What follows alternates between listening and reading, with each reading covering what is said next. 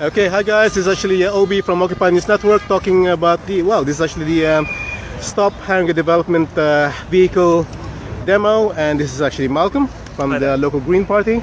And please explain to me what's actually happening today. What's this about the Haringey Development vehicle? Why are people actually complaining about it? Sure.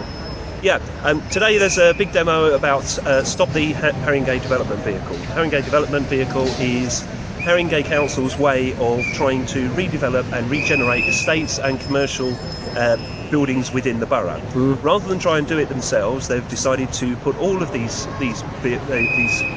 buildings into one large vehicle and go into a 50-50 partnership with a large private developer called Lend-Lease, who's got a bad name in terms of industrial relations and how they deal with their suppliers. Like Highgate Estate. Exactly, absolutely, exactly like the Highgate Estate.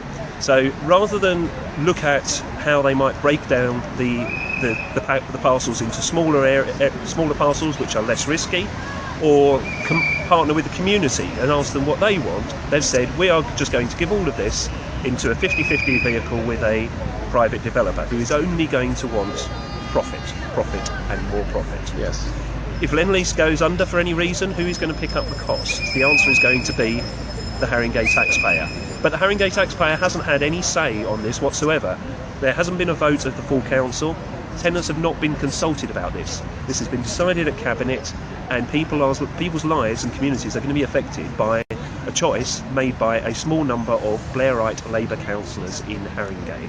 We are wholly against this. This is not green. This is not the way it should be done. They should be talking to people and working out what they actually want. And they're not going to do that because this is a done deal. This is democracy at its very, very worst, and that's why we're out here today. Okay, but for instance, the Highgate Estate was sold by the council at the time for £40 million. Yes. It did cost the taxpayers £60 million to actually get rid of, decant all the residents and to actually demolish the estate itself. Yeah. But it's now worth £1 billion. Are you actually saying that you're against profit? No, I'm not against profit. What I'm against is lack of accountability, which I've already mentioned, not only to the council and other councillors, but most importantly to the community. This has been pushed through without any consultation with the community. What we're talking about here is wholesale redevelopment of estates where communities will be decanted and they have got no automatic right to come back to these new places. Oh, gentrification. So people are going to be thrown out to the four corners and may never be able to come back. There's no guarantee on rents when people come back, and there's no guarantee when this is going to stop. Okay. Oh, so there won't be affordable housing? I don't know. Still to be decided is the answer. So again, this is another crazy thing.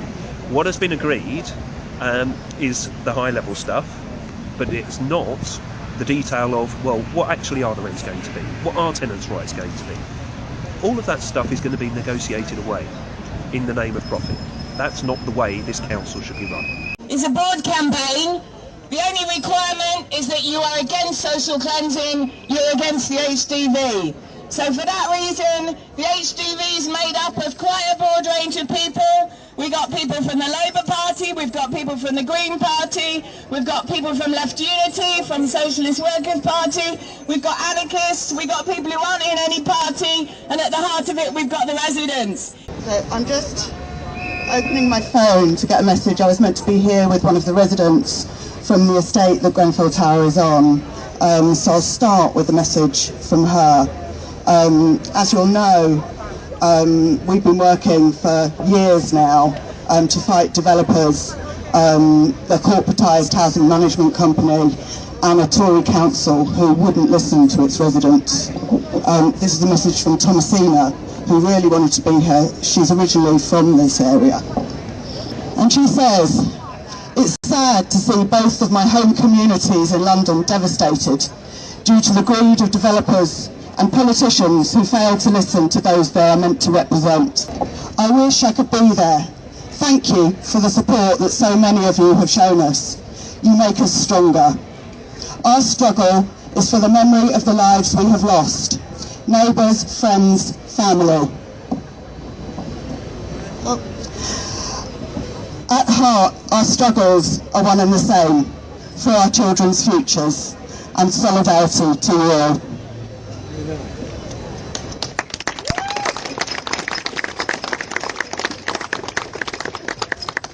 Grenfell shows us what can happen when people's voices are silenced.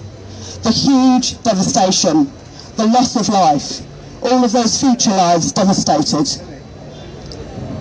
That was unique in scale, but the causes are common across this city, and they essentially boil down to stupidity, carelessness and greed. It's with sadness that I'm speaking again in another London Labour borough. And I want to acknowledge and congratulate those Labour councillors who can't be here today, but have bravely fought against the leadership of the council here.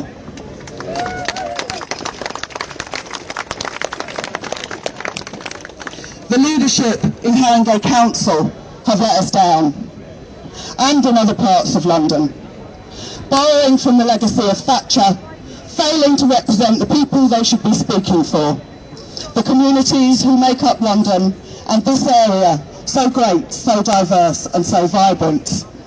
Everyday people who live, work and socialise here, who work in local businesses, who use local shops and take their kids to local schools. Across London, people are being expelled, removed from our city. Already, due to the Tory government, families, children are being forced from the capital, as incomes, wages, security and stability is attacked. While prices of homes are allowed to rise to astronomical levels, far from what people are able to earn. All for the benefit of grossly wealthy international elites who know no borders, who see our homes as assets, as collateral for international finance and developers to literally make a killing. Shame on the politicians who are letting this happen. Shame on Claire Cober, shame on Alan Strickland, borrowing from the legacy of Thatcher, an ideology drawn from the Victorian era to destroy us of our rights. We're doing a deal with the devil in the form of Lend-Lease, who have ripped off governments across the world. In New York, found guilty of overcharging the local government on a project there. In Australia, they left New South Wales government millions of pounds in dollars in debt. In Victoria, they used illegal cladding on domestic development and also hospitals. But we will let them know we will stop them socially cleansing London. We will fight the financiers and the developers who are profiting from our public land. We all know that this fight will be hard, but we are strong and we are getting stronger. So we will say to Cober and other morally bankrupt politicians who are allowing this to happen, who are encouraging the social cleansing of London, we will stand against you. We will resist you. We will fight to our last breath. Because we have rights, we have truth, we have justice on our side. I think the campaign in Haringey is inspiring and encouraging, and I think it gives us hope that we can defeat this evil and so destructive policy of regeneration. So I bring solidarity from Cressingham Gardens. We're actually a small estate in Lambeth, just outside Brixton, and we've been fighting the demolition for about 5 years. There's actually 6 estates in the borough threatened with demolition, and right now in Cressingham, if I'm honest, things are a bit of an impasse. The council are doing nothing, and who knows what's going on behind the scenes, because they've actually they're not even sticking to their own timetable. And I think that's a good thing, because it suggests to me that something's gone horribly wrong, so horribly wrong that they won't even tell us about it. Nevertheless, you know, we're fighting to save it because we feel that this demolition that threatens us, that hangs over us like a sword of Damocles, is nothing less than domicide. And that goes for here too. We are guardians of the estate. We are a community in a very real sense of the word, and I mean all estates in London. Now, make no mistake that demolition means the destruction of communities. It means years of misery and distress, years of uncertainty. It means early deaths. It means suicides. And we know all about that far too well in Cressingham. And it will mean rent rises and shoddy new builds.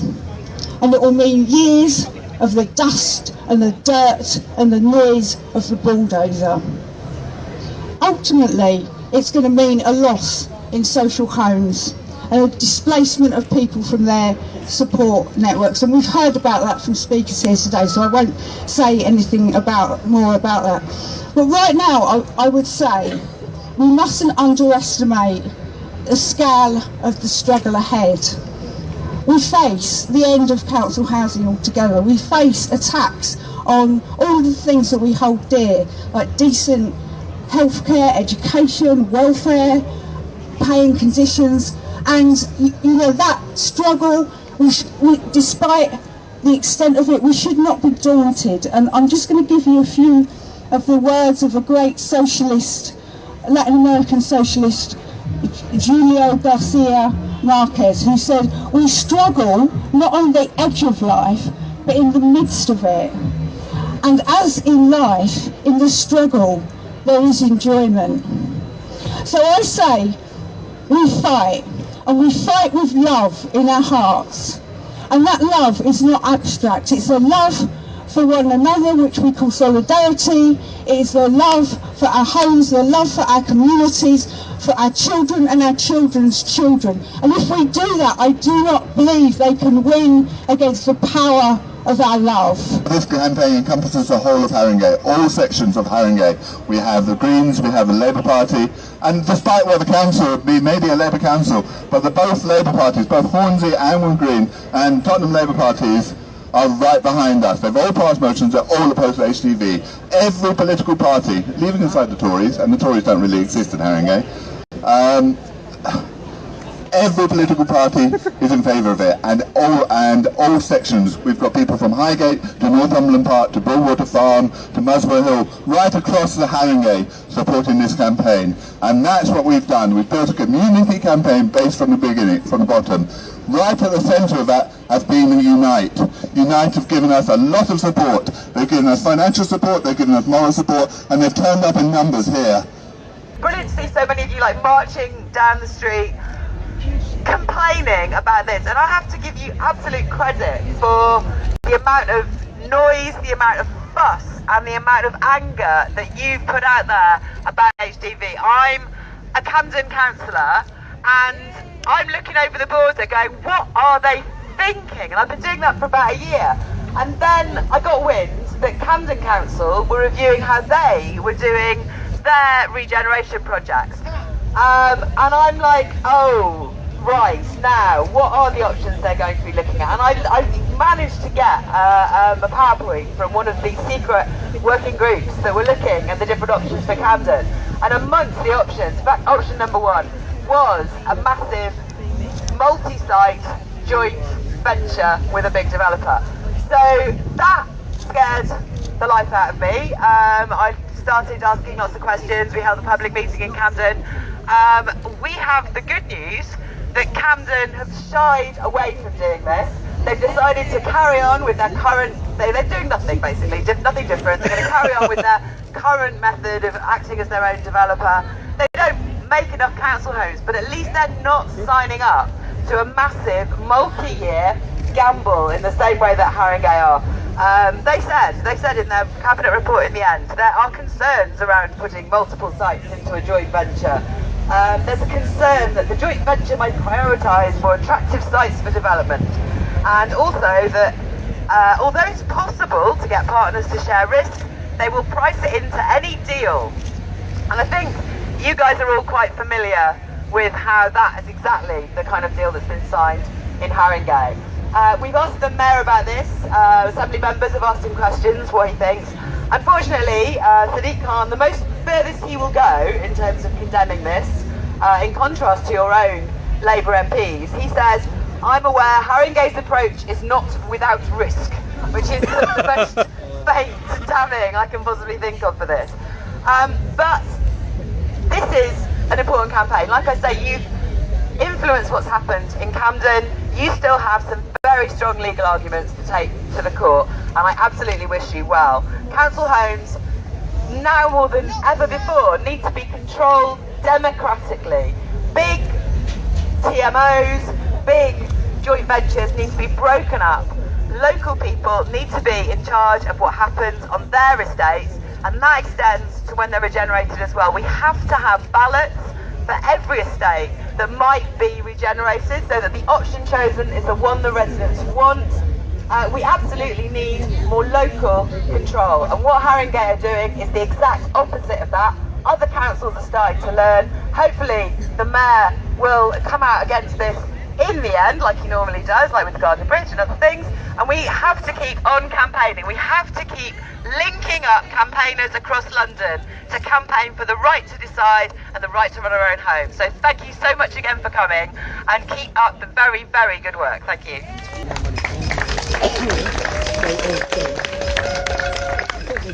Okay, Ledbury thank you Estate, everyone. It was that's Southwark. important for us from the Ledbury Estate to be here today and to stand next to you guys. And we're all having the same type of battle, which is against a council who generally doesn't care about his tenants. At the moment in the Ledbury Estate, we've got residents living without heating, without gas. They're not allowed to use the electric heaters, so basically families are freezing in there. We have no choice but to protest right now. Our buildings are unsafe. Our buildings can catch fire and they're not compartmentalized. Whenever we've tried to bring this up with the council, we've had nothing but battles with them. We're struggling with Harriet Harman, who we've approached her countless times. She came once just so she could have a big press conference and then she could go again. We've approached her countless times. We've approached Corbyn. We've approached the Labour Party. We need people to care about what's happening at places like the Ledbury Estate, what's happening in Haringey, what's happening all over London and all over the country with council tenants. 9:30, the 25th of October, Royal Courts of Justice in the Strand. Tottenham goes for a day out in the Courts of Justice, and we urge you to join us because we will be there as a campaign and in the public gallery, which is not that big, so I'm sure we'll all fit in nice snugly as we launch the legal arguments against Haringey Council. This is really important because this is one we can win. This is one we can win for London. We are so close politically. The sweeping Hornsey of Wood Green, of the branch secretaries, of the leadership in those wards who are in favour of the HDV and have now been replaced, tells us what we can expect from councillor selections. Every councillor standing will be scrutinised. Do you support the HDV or not? If they do, they'll go down in selection. We can guarantee that. The second thing is, this fight won't stop with the court case. It has never only been about the court case. It has always been about people in the communities, people on the streets. It's about maintaining pressure, but more important than that, it's been about informing people. Because so many people in so many of the meetings that we've done in Northumberland Park, in Broadwater, in Wood Green, have never been told about this scheme, and that is dishonest. That is basically a lie that is being told to people. People have been told, they've been consulted, they haven't. So I'd urge you all to come support us on October 25th and 26th. Talk to your councillors, engage with your councillors, put pressure on them about the HDV, and demand a fair and just process for social housing. Social housing, not social cleansing, has been our chant all the way through this campaign, and that's what we will continue to fight for.